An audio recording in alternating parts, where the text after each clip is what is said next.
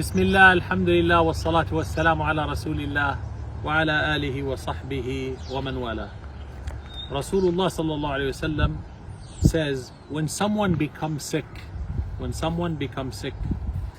Allah sends to him two angels.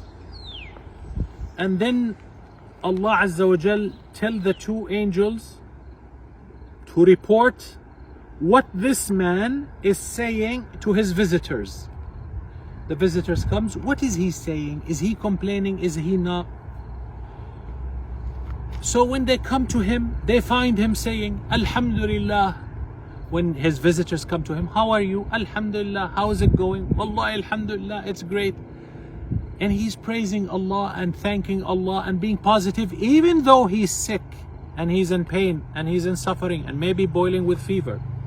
So Rasul sallallahu alaihi wasallam says that Allah says to the angels, bear witness that this servant of mine who thanked me and praised me, even though he's sick, bear witness that if I make him die, I will make him enter Jannah.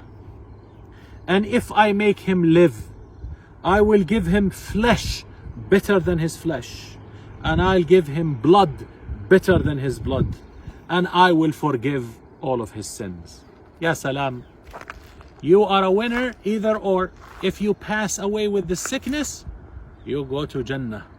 If you live, you get better flesh, better blood, and all of your sins are forgiven. Alhamdulillah Rabbil Alameen.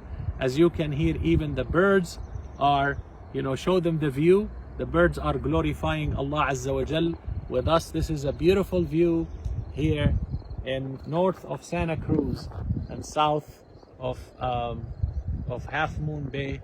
Alhamdulillah for the beautiful nature. And I love for you what I love for myself. So I come here to record so that, alhamdulillah, Allah's creation make you feel so optimistic, positive, happy, content, and thankful to Allah. Alhamdulillah Rabbil Alameen.